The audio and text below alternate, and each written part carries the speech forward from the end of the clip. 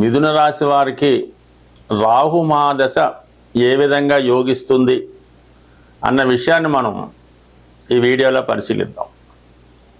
మిథున రాశి బుధగ్రహం, అలాగే రాహువు బుధగ్రహానికి అత్యంత సన్నిహిత మిత్రుడు మాట. ఇద్దరు కూడా గురు శిష్యులు లాంటి వాళ్ళు. అపూర్వమైనటువంటి తెలివితేటలకి, టెక్నాలజీకి, జీవితంలో స్కీముల ద్వారా, మాయ ద్వారా ఉన్నది లేనట్టు, లేనిది ఉన్నట్టు చూపించి ధనాన్ని సంపాదించే ప్రయత్నం చేయడంలో, అలాగే పూర్తి వ్యాపార గ్రహం బుధగ్రహం. బుధుడు మిథున రాశి వారు, ఈ బుధుడు కూడా వారు ఉన్న చోటు నుంచే మొత్తం ప్రపంచవ్యాప్తంగా వాళ్ళు వ్యాపారం చేయడం కానీ, ప్రపంచంలో ఎక్కడ ఏది జరుగుతుందో, ఎప్పుడు ఎక్కడ ఏ మార్పు ఉందో తెలుసుకొని దాని ద్వారా వీళ్ళు వారి యొక్క వ్యాపార సామ్రాజ్యాన్ని విస్తరించే ప్రయత్నం చేస్తారు. వీరు కష్టపడి ఏ పని కూడా చేయరు. ఇతరుల యొక్క పడిన కష్టాన్ని వీళ్ళు దాన్ని క్యాష్ చేసుకొని ఆ సేవలు ఇతరులకు ఇవ్వడం ద్వారా వీళ్ళు లబ్ధి పొందడం జరుగుతూ ఉంటుంది. సో ఈ కారణం వల్ల ఏంటంటే ఈ రాశి వారు సులువుగా ధనం సంపాదిస్తూ ఉంటారు. అయితే దీనికి రాహు కూడా 18 రెట్లు ఎక్కువ ఫలితాన్ని ఇవ్వడం జరుగుతూ ఉంటుంది. అంటే ఈ బుధుడు ఎంత తెలివైన వాడో, బుధుడు కన్నా ఒక 10 రెట్లు తెలివైన వాడు ఈ రాహు.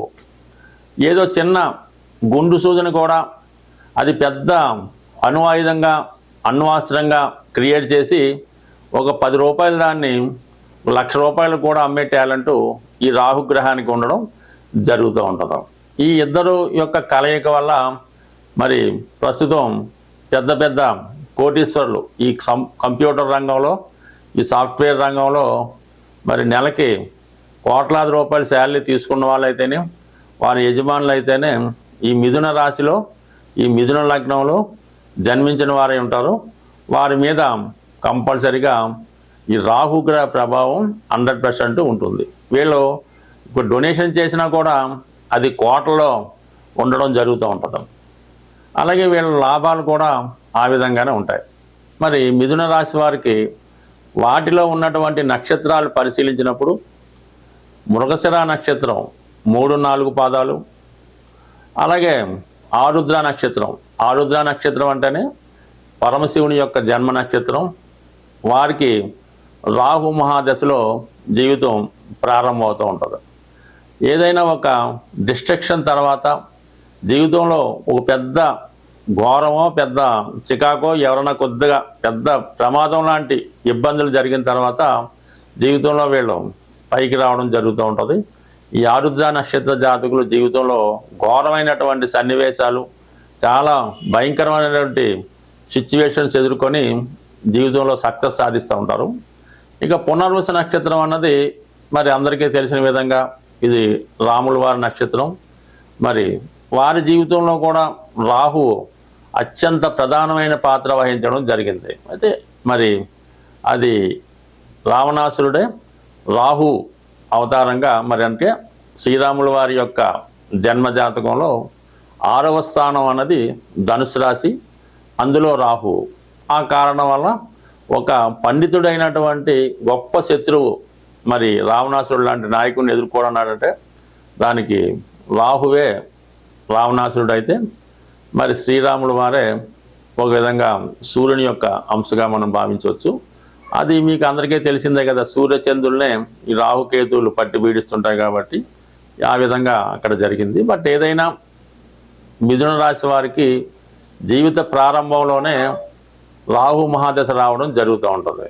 మృగశిర అనుకుందాం, 3-4 పాదాలు అంటే 3 సంవత్సరాలు, 2 సంవత్సరాలు ఉండగా, కొంతమంది సంవత్సరం ఉండగానే రాహు మహాదశ ప్రారంభమవుతుంది. అంటే 20 సంవత్సరం లోపులోనే వారికి రాహుదశ రావడం జరుగుతూ ఉంటుంది.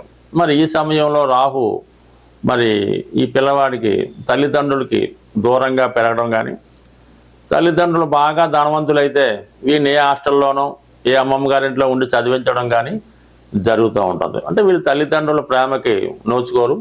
తల్లిదండ్రులు ఇద్దరు బాగా సంపాదించడం వల్ల, చిన్నప్పటి నుంచి జాతకుడు ఆయాల దగ్గర, పని వాళ్ళ దగ్గర పెరగడం వల్ల చిన్న చిన్న అలవాట్లకో బలహీనతలకో యాక్టివేట్ అవ్వడం జరుగుతూ ఉంటుంది.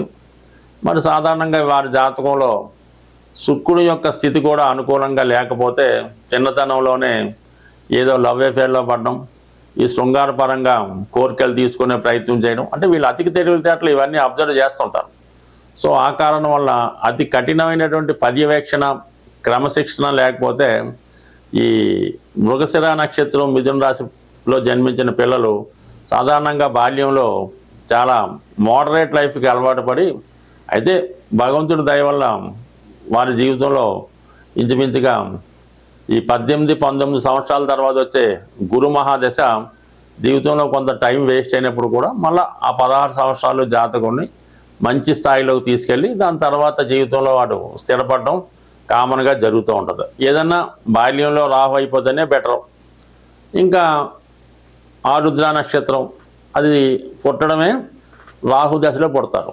రాహు దశలో పుట్టడం, ఈ రాహు దశ జరగడం వల్ల ఈ రాశి వారికి కంపల్సరీగా పేరెంట్స్ స్ట్రగుల్ వల్ల వేరే కారణాల వల్ల బాల్యంలో ఇబ్బందులు ఉంటాయి.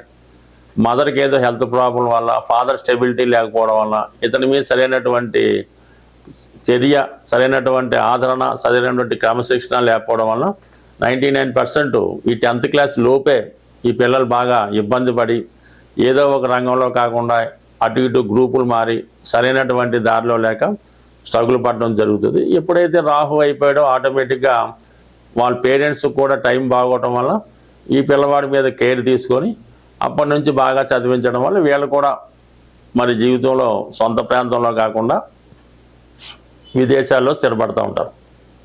ఎక్కువగా మిథున రాశి మిథున లగ్నం వాళ్ళు ఏదో విధంగా సొంత ప్రాంతానికి పేరెంట్స్కి దూరంగా ఉంటూ జీవితంలో చాలా సక్సెస్ సాధించడం జరుగుతూ ఉంటుంది. బట్ ఏదైనా ఈ మిథున రాశి వారికి ఈ రాహు టెక్నాలజీ కారణం అవడం వల్ల ఎక్కువ మంది ఈ సాఫ్ట్వేర్ రంగంలో ఉండడం జరుగుతూ ఉంటుంది.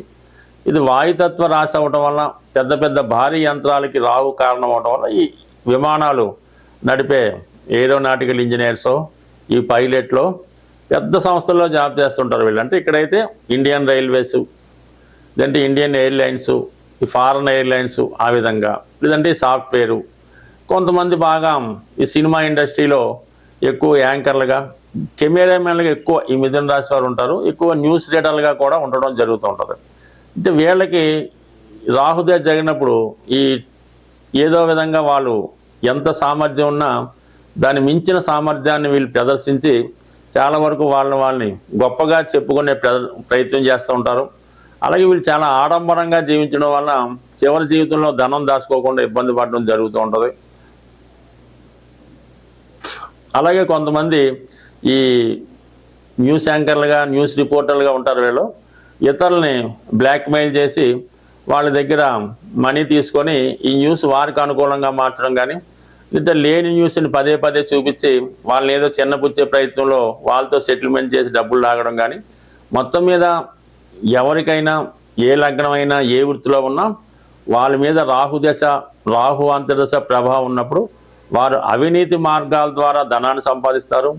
ఎదటవారిని బలహీనతల్ని ఆసరాగా తీసుకుని వీళ్ళు క్యాష్ చేసుకునే ప్రయత్నం చేస్తూ ఉంటారు. అయితే ప్రతి తప్పుకి కూడా శిక్ష అన్నది కంపల్సరీగా ఈ జన్మలోనే వీళ్ళు అనిపించడం జరుగుతూ ఉంటుంది. వీళ్ళు ఎంత నిజాయితీగా ఉంటే జీవితంలో అంత పైకి వస్తారు, ఎంత అవినీతిగా ఉంటే అంత గొప్పవాళ్ళు అవుతారు. బట్ కానీ చివరి జీవితంలో కంపల్సరీగా వారి యొక్క స్ట్రగుల్ ఇక్కడే అనుభవించడం జరుగుతూ ఉంటుంది. ఈ రాహుగ్రహానికి పరిహారం చేసుకున్నప్పుడు అతి తొందరగా సంతృప్తి చెందే గ్రహం రాహుగ్రహం. రాహు ఎలాగా ఒక భారీ బడ్జెట్ సినిమాలాగా రాహు పరిహారం కూడా ఒక భారీ ప్లానింగ్ లాగానే, ఒక భారీ బడ్జెట్ లాగానే ఉండడం జరుగుతూ ఉంటుంది. ఇవి వారు ఉన్న ప్రాంతాలను బట్టి ఈ శక్తి పీఠాలు మనకి కొన్ని ఉంటాయి. అంటే అమ్మవారు ఈ మనకి ఆరుద్ర నక్షత్రంలో శివుడి యొక్క దక్షయజ్ఞం, అమ్మవారు అగ్ని ప్రవేశం, తర్వాత ఈ అష్టాదశ శక్తిపీఠాలుగా ఏర్పడినటువంటి మీ జీవితంలో రాహుదశ జరుగుతున్నప్పుడు ఏదో ఒక శక్తిపీఠాన్ని దర్శించి అక్కడ వీలైతే ఒక నిద్ర చేసి అమ్మవారిని పూజించుకోవడం వల్ల, అంటే శక్తిపీఠాలు మీకు ఎన్ని వీలైతే అన్ని దర్శించుకుంటే ఈ రాహుగ్రహ ప్రభావం అన్నది అంతవరకు తగ్గుతుంది. అలాగే దుర్గా, కాళీ ఇటువంటి అమ్మవారిని ఆరాధించడం వల్ల మీలో ఉన్నటువంటి రాక్షసులు మరణించి, అంటే ప్రతి వ్యక్తిలో కూడా ఈ రాహు స్వభావం ఉంటుంది. అది మనకు మనమే తగ్గించుకోవాలంటే మనం ఈ చండీ, కాళీ, చండీ హోమం, అందుకనే ప్రధానంగా ఈ రాహు యొక్క పరిహారానికి, అంటే రాహు ఎక్కడో లేడు, మీలో ఉన్న రాహుని తగ్గించుకోవడానికే మీరు అమ్మవారిని ఆహ్వానించి అమ్మవారి శక్తి ద్వారా మీలో ఉన్నటువంటి రాహుని నాశనం చేసుకోవాలంటే మీరు కంపల్సరిగా అమ్మవారిని ఆరాధించాలి. అది చండీ హోమం ద్వారా అమ్మవారికి నిమ్మకాయల దండ, కుంకుమర్చన జరిపించడం వల్ల ప్రతి పరిహారానికి ఒక పరిహారం ఉంటుంది. ఆ పరిహారం జాతకంలో ఉన్నటువంటి వివిధ స్థానాలను బట్టి నిర్ణయించుకొని పరిహారం చేసుకుంటే మంచిది. తీవ్రమైనటువంటి దుష్ట శక్తులతో, అంటే అన్ని వ్యసనాలతో బాధపడుతున్న వారికి ఏం చేయాలంటే మీరు గోశాలను దర్శించి మీ ఎంత బరువు ఉన్నారో వెయిట్ చూసుకోండి. సుమారు ఒక 70 కేజీలు ఉన్నారు. 70 కేజీలు మినువులు, అంటే మామూలుగా రా మినువులు మరి ఆ గోశాలలో డొనేట్ చేయొచ్చు. లేదు ఏదన్నా గోదావరి, కృష్ణ పారుతున్నటువంటి జీవనదుల్లో ఈ మొత్తం ఈ 70 కేజీల మినువులు కూడా అందులో కలిపేసి ఓ నమస్కారం పెట్టుకుంటే మీలో ఉన్నటువంటి దుష్ట శక్తులు నాశనం అవుతాయి. అలాగే మరి చాలా వరకు గ్రామ దేవతలు ఉంటారు మీకు, మీరు ఉన్న ఊర్లో ప్రతి టెంపుల్లో, విజయనగరం అయితేనే, పెద్దాపురం అయితేనే, పాలకొల్లు అయితేనే, హైదరాబాద్ అయితేనే, అలాగా ఆ గ్రామ దేవతలను కూడా విధి విధానంగా ప్రతి సంవత్సరం ఆ గ్రామ దేవతలకి ఆషాఢ మాసంలో కానీ ఉగాది అప్పుడు కానీ ఏదో బోనం సమర్పించడం, ఇవన్నీ కామన్గా సాంప్రదాయాలు ఉంటాయి. వాటిలో కూడా పాల్గొని విధి విధానంగా ఆ కార్యక్రమం పూర్తి చేయడం వల్ల మీ కుటుంబంలో మీ ఆడపడుచులకి ప్రతి పండక్కి వారికి ఈ ఒడిబియ్యమను ఏదో విధంగా వాళ్ళని సత్కరించి వాళ్ళ యొక్క ఆశీస్సులు పొందడం వల్ల ఈ రాహు యొక్క పరిహారం మనకి దొరుకుతూ ఉంటుంది. ఇంకా ఇంకో రెమెడీ ఏంటంటే జైల్లో ఉన్నటువంటి ఖైదీలకి, హాస్పిటల్లో ఉన్నటువంటి రోగులకి, వృద్ధాశ్రమంలో ఉన్నటువంటి వృద్ధులకి, వాళ్ళకి ఏదో ఒక రోజు వారికి ఇష్టమైనటువంటి ఆహారం, ఇది వాళ్ళకి సంతృప్తికరంగా ఈ ఫ్రూట్స్ కానీ, ఈ వడలో, గారెలో, బిర్యానీయో ఏదో ఒకటి అక్కడ ఏదైతే అలౌ చేస్తారో అటువంటి ఆహారం ఈ విధంగా జైల్లో ఖైదీలకి, ఈ విధంగా రోగులకి, ఇంకా ఫైనల్గా ఏంటంటే ఈ రోడ్డు పక్కన నైట్ టైం వెళ్తుంటే చాలామంది వృద్ధులు వాళ్ళు వీళ్ళు పడుకుంటూ ఉంటారు. ఏదో వాళ్ళకి అవకాశాలు లేక ఇంకో కారణం వల్ల వాళ్ళకి ఒక మంచి రగ్గు, అంటే దుప్పట్లాంటిది, కంబల్ లాంటిది, దుప్పట్లాంటిది కొత్తది వాళ్ళకి మీకు ఎన్ని అవకాశం ఉంటే అన్నీ ఇవ్వండి. దాన్ని బట్టి కూడా మీకు రాహుగ్రహ పరిహారం అవుతుంది. అది ఇప్పుడైతే కొన్ని వ్యాధులు కనుమరుగైపోయాయి కాబట్టి అటువంటి భయంకర వ్యాధులు, అదే ప్రస్తుతం ఒకప్పుడు లెపర్స్ ఏదో ఉండేది, ఇప్పుడు ఎయిడ్స్, అలాగే క్యాన్సర్ లాంటి భయంకర వ్యాధులకు కూడా రాహు కారణం అవుతుంటే వారిని బాగు చేసే ప్రయత్నంలో వారికి ఏదన్నా మందులు డొనేట్ చేయడం వల్ల కామన్గా మీకు ఈ రాహు యొక్క పరిహారం అవుతుంది. అలాగే వేప చెట్టుని పెంచి పోషించి శుభ్రంగా వేప చెట్టును రక్షించడం వల్ల కూడా రాహు పరిహారం అవుతుంది. బట్ ఏదైనా రాహుని తొందరగా మనం పరిహారం చేయొచ్చు. మీరు ఎంతగా మీరు ఏ విధంగా సేవ చేస్తే మీ ఫలితం కూడా అంత తొందరగా వచ్చే అవకాశం ఉంది. స్వస్తి.